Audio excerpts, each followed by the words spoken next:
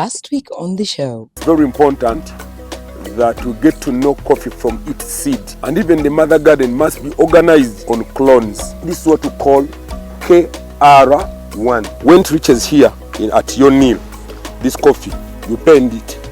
Once you bend it here, then it will bring offshoots from here. Mother garden are not allowed to flower. Once you allow your mother garden to flower, you are destroying the clone. People think that coffee is also grafted. Coffee is not grafted. It's just a cut like this. So now these cuttings are taken as you are going to seed the nursery bed, you plant them. Tonight we are coming to you from Chikunyu village in Chikandwa sub-county, Mityana North, where coffee farming takes center stage once again. As Uganda's leading cash crop, coffee plays a significant role in agriculture. It's only right that we dive deep into the best practices for cultivating this significant crop. Joining us is Honorable Chiwanda Godfrey Subi to guide us through this enriching journey. What you see here with this coffee now, this is not very good health. This is not healthy to leave it on your coffee garden.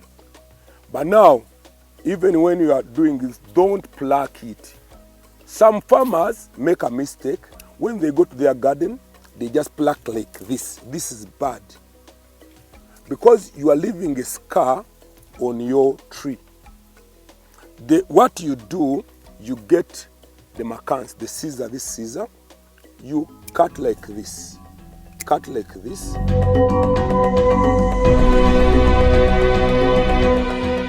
It is very crucial to highlight that not just any soil will do for nursery beds. Choosing high-quality soil is essential for nurturing seedlings. The right soil makes all the difference in ensuring robust and healthy plant growth. It's black, as you see.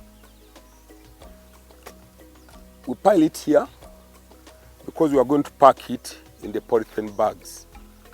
It's black, but now in this particular soil, there is also a mixture of sand.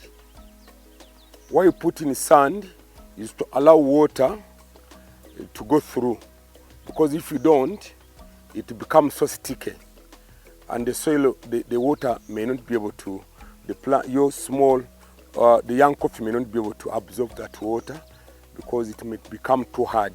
So put some sand. There's a heap of sand there, and there's a particular kind of sand, not every sand. It's called lake sand. Omusenyu ogw'ennyanja abazimba gomutera okukozesa ogulimu amayinja. You get the soil from forests. UCDA only tells us to go to a forest somewhere and you collect that soil. You collect that soil because that soil, we believe that it has very many nutrients. It is because of the leaves that have fallen in that place for a long time. It is more fertile than any other soil. So that's why we encourage people to use black soil, because that black soil, that small polythene that you see, it is going to keep your coffee for very many days. Because in a coffee seed, in a nursery bed, your coffee is going to be there for almost, say, 4-5 months. So that seedling must be able to have this soil really fertile enough to make sure that your seedling grows and grows very well. So that means you need very good soil. Seedlings are usually very sensitive, therefore proper management is very key in the nursery bed. Regulating the sun that comes in is very important, and structure should be fitting, as the Honorable explains. Where we are now, the sun only comes in 50%, and that one depends on the net.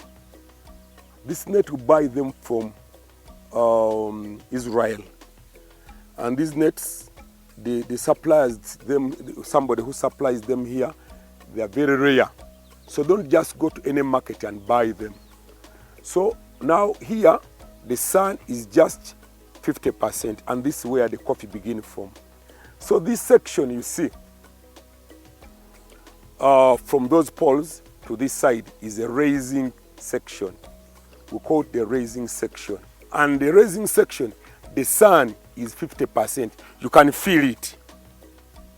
There's coolness here compared when you were out. Yes. But now, there's a hardening part. After being here, then you take that coffee into this part.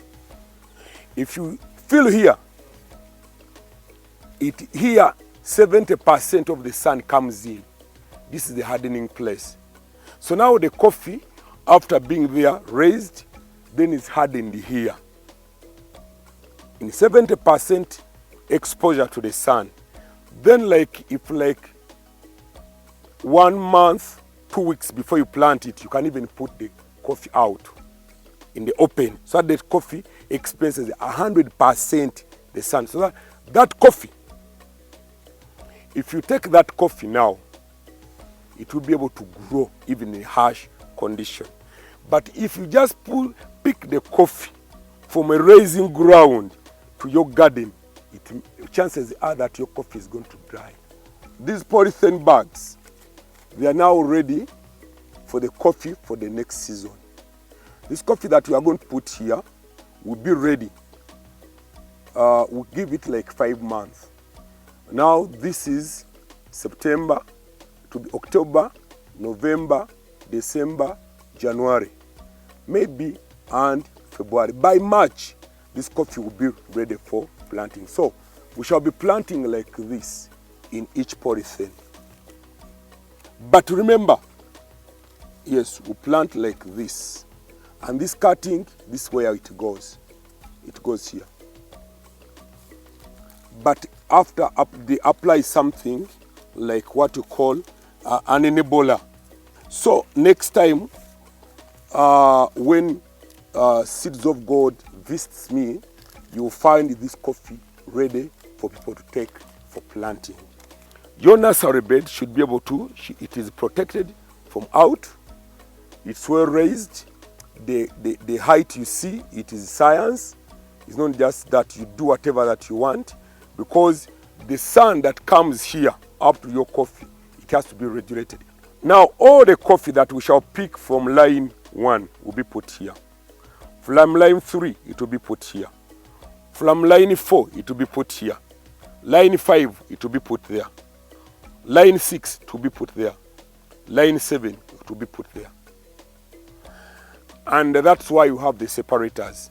What you saw in the mother garden must be manifested here into the nursery. Yeah, that is at least from the mother garden to the nursery.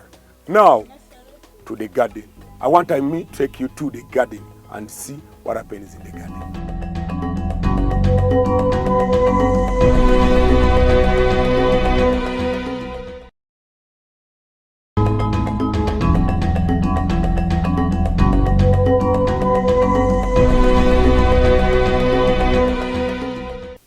Thank you for keeping with us. We now head to the garden and get a feel of how this translates into the main garden.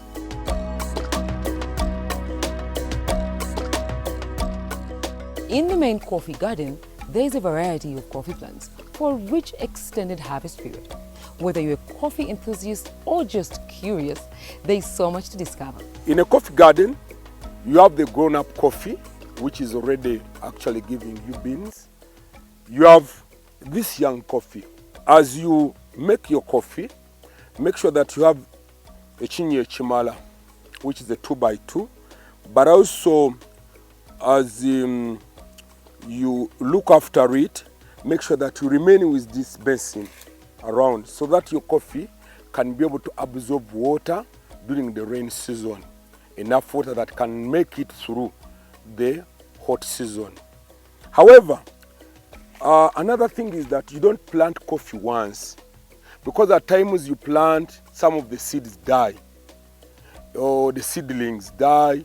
At times they may not have been looked after well, so you keep on gap filling. So what we see here is gap filling. That's gap filling. Those are gap fillings. This is gap filling. But now the coffee was planted here on the same day. Was basically this. This coffee has made about 2 years. 2 years. It has more than one branch because it was bent. If you bend this coffee, it brings more than one branch. Because once you bend it, it gives you 3 or 4. But now this coffee was planted on a 10 by 10 basis. Did you know that you can keep your garden hydrated using simple trenching techniques? Well, let's dive into this and more as we explore the fascinating world of coffee cultivation. Of course, this is a trench, which trenches you also need to control them in your garden. Don't over trench your garden, because if you over trench your garden, you dehydrate it. Yes, you just put controlled trenches, and those trenches should be able to be kept for the water. If like now we are waiting for the rain season is coming, you see the trench, you've made it clear. But when the rain season is over, around January, we shall cover it so that we don't lose that water. You cover it maybe as me as I've intercropped. You cover it with a bigogo bitoke. You can cover it with this grass if you have some grass, but don't over trench your coffee garden, because you can end up really drying it or the whole of it. Now, if you look at this coffee, it will be very difficult to tell whether this one is a KR1 or KR3 or 4 or 5. What you see here with this coffee now, this is not very good health. This is not healthy to leave it on your coffee garden. But now, even when you are doing this, don't pluck it. Some farmers make a mistake. When they go to their garden, they just pluck like this. This is bad, because you are leaving a scar on your tree. What you do, you get the macans, the scissor, this scissor, you cut like this. Cut like this. You cut these offshoots like this.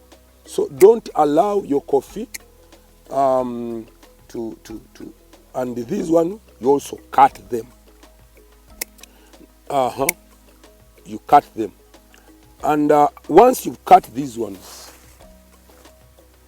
while you see some nursery operators, what they do, instead of going to buy clones from the other nursery bed that I told you about, what they do, they go into their garden, they cut this, and they pot it. This is dangerous, because even if this is a KR, some KR probably, it's no longer as pure as it was, because it is flowering. Once it gives flowers, it's mixed up with the other different clones. So you are not allowed to cut these offshoots and put them in your nursery bed. It's not good and it's unprofessional.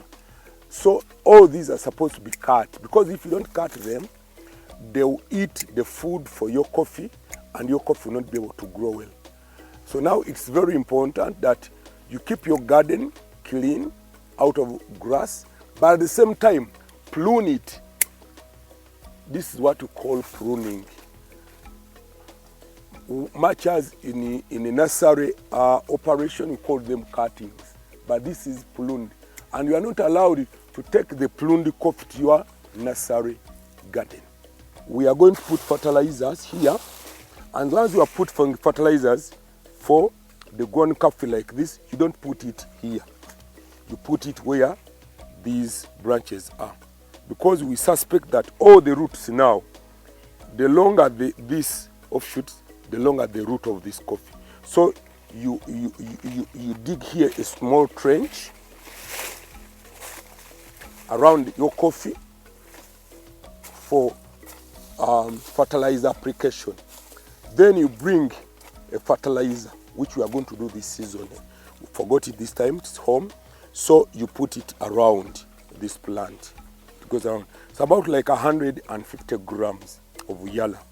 Now we are going to put yellow winner, which is ready for this. And it will bring now the best beans possible. Yes, then Coffee Duck, a Bukola product, helps us especially in dry season, we put cafe duck on the leaves and on the branches to maintain the greenery and also to maintain the fruit if it has given a fruit, to make sure that even the flower remains there. And by the use of cafe duck, you end up avoiding such, because now this, you see, it may not be a wilt as such, but it might be a deficiency of fertilizers into the soil. So the more you fertilize your coffee, the more you give it enough fertilizers, you avoid such scenarios. Most of the coffee you see dying and drying off, it may not be necessarily a coffee wilt, but might be a deficiency in the fertilizers and the minerals into that soil. So that's why it's always good to supplement with fertilizers to avoid such scenarios. Of course, it's been a season and we got yields from here. I got like 30 bags out of these 2 acres now, but now we are waiting for another season. Of course, if I was on irrigation throughout, this coffee would have been much better. Because those who are on irrigation, they get the coffee, the colonel coffee be flowering every day. Unlike those who are waiting for the rain. So me, I'm a rain-fed farmer, which is not very good. When you go to other power professional, their coffee will be receiving rain every day and it will be having more yields. Our target as Chisoboka is to mobilize as many people as possible to get involved. That is production. But our target is also productivity. We need our people to have high yields. Our target is actually 1 tin per chikolo. Then, but if you are to get that tin, you must have applied fertilizers on your coffee and at the same time prevent the diseases that might have attacked your coffee. So, in the garden, this might be KR4. KR4 might be done much better maybe than KR3. But you don't cut the other one because this one is flowering better. Because the effects of that one might be the one that are actually helping the one which is flowering better to give you more yields. So it's very important to have more than 5 clones into your garden.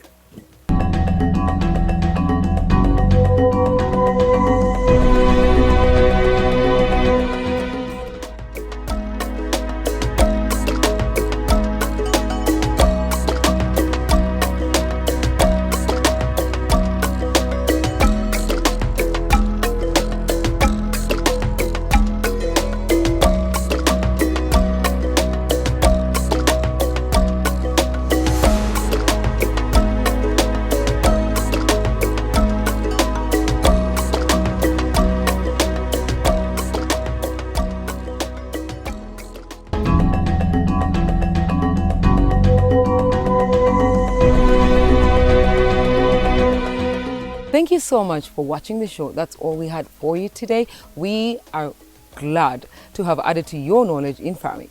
Keep those comments coming in #NTV Seeds of Gold. Missed an episode? Catch us again on Tuesday afternoon and let's keep the conversation going.